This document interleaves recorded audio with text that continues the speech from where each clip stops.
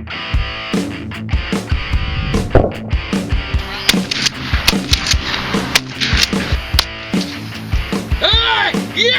Go! Go! Yeah! Oh!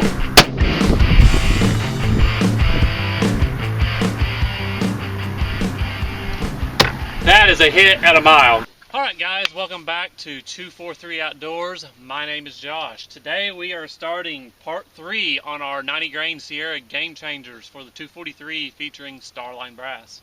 The first video I'd done a little introduction on what we were doing. The second video we shot some 100-yard groups, and today we will be stretching our best group, or one of our best groups, 43 grains of H4350 out to 200, 300, 400, and 500 yards. We've got a cold spell. It's about 31 degrees. It's about noon right now. Little breeze, nothing too major. We got a little bit of snow last night. We had a good dusting, but the sunlight's already melted most of it off. So let's get going. Like I said, 43 grains of H4350. We're starting out at 200 yards. These are flying about 3110 feet per second.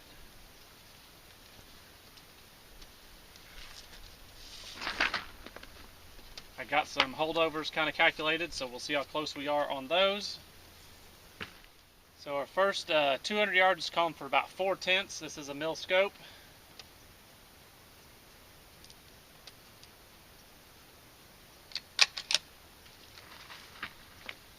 See if we can get settled in and get some good groups today.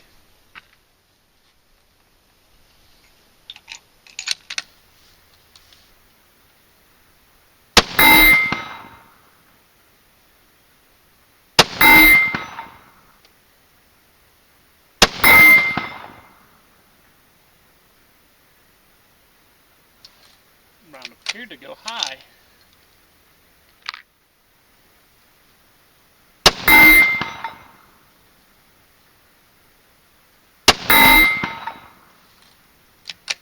Alright, let's go see what we did.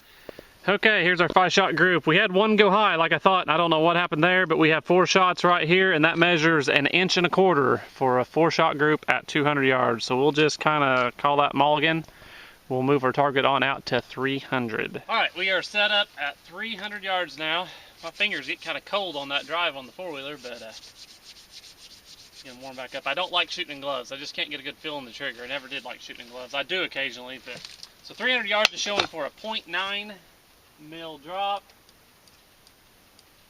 So we'll go on up, see what we can do. I made the blue dot a little brighter on this one. Maybe I can see it just a little bit better.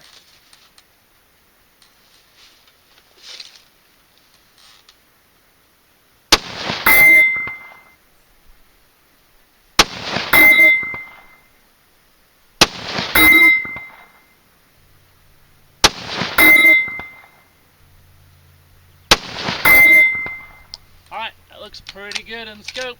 We'll run down, get a measurement on it, see how we did.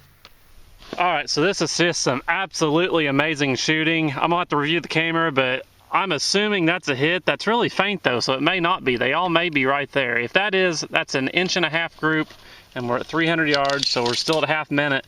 And if not, there's about 3/4 of an inch between those two. I'll give you a little better view here. So you'll know on the target cam, but wow, that's amazing. That's an awesome group.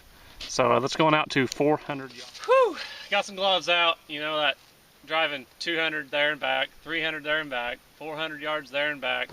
It's a lot of riding, and it's cool out. So absolutely an amazing group at 300. So let's see if we can continue our streak out to 400. 400 is calling for a 1.6. So we'll go up a little bit. The bullets were drifting just a little bit right, but I think I'll leave it because I can see my dot in the center that way. If we hit the center, it's really hard to get a good point of aim. So 400 yards, 16-inch piece of steel. Just our parallax.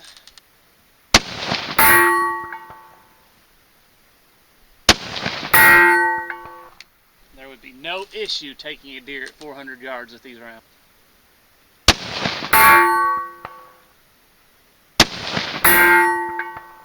And our 5th shot.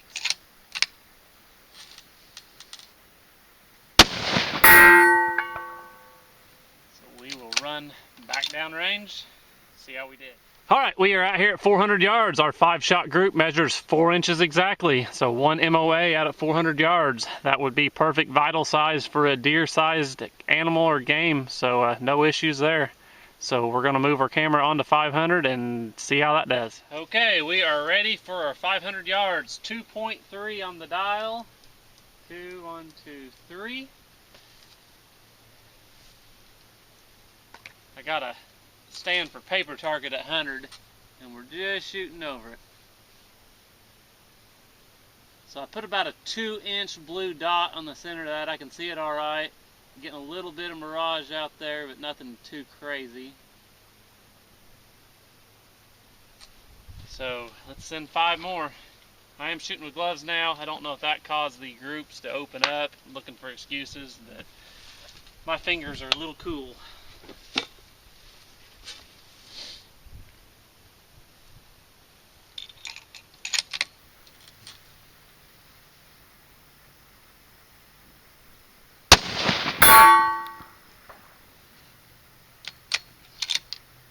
Mirage looks like it's actually changed directions now, going right to left.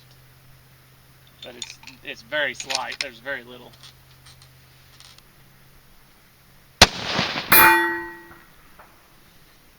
So I'm basically just holding the center of the target because the thickness, that's another drawback of the scope. The crosshairs are very thick. They're probably 3/4 MOA.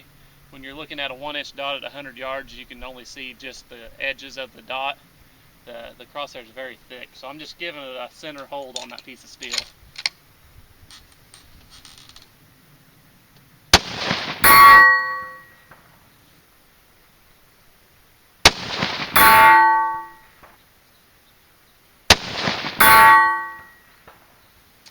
Alright, so let's run down the 500-yard line and check them out. Alright, we have made our drive out here to 500 yards. I believe that was our pulled shot. I was actually thinking I probably would have pulled it the other direction, but I'm sure that was it. It was a very bad trigger pull on my part. But these 4 shots right here in the center measure exactly 5 inches, 1 MOA. So that's all I expect these rounds to do. They are a better round than that. The scope and the mirage, the point of aim, seeing this blue dot is very fuzzy, and like I said, the crosshairs just about cover it up completely. So it's doing its job. That is more than enough to drop a deer at 500 yards. Alright, so we are packed up at the range. We've had a great day shooting today. We stretched these rounds out 200 to 500 yards. We had some really good groups, I think, for what we're doing. This is more of a real-world situation on shooting. It's not just like shooting paper at 100 and getting these teeny tiny groups. These are the groups that you will expect to get when you're stretching these rounds out, when you would be, say, shooting a deer or an elk or whatever you're hunting. So we've pretty much kept them 1 MOA or under out to 500 yards. I think I had 2 bad shots today, so that's not too bad. And they didn't open the groups up terrible. But that 300-yard group was an amazing group, and 500 was looking pretty good, minus that 1 pulled shot. So I want to thank Sierra and Starline Brass for providing these components like I do in every video. Them providing this is making this series possible.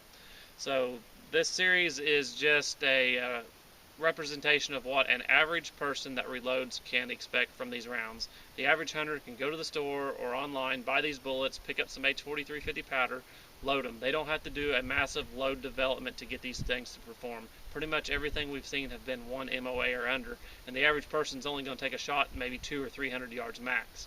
So these rounds are more than capable of doing that. If they have a way of just accurately measuring powder, it really doesn't matter what charge, as long as it's in that range, they should perform. And with a little low development, half MOA, and I still think I can get these down to 1/4 minute. So we'll be playing with these rounds some more. I got 2 more videos planned for this series. Hopefully we can get out in a day or 2 and film another video, and we'll keep this series rolling. But this series has been an absolute blast. I've actually just loved shooting these rounds. Everything's been working out great. So that's going to wrap up today's video. I want to thank everybody for watching, and we'll see you later.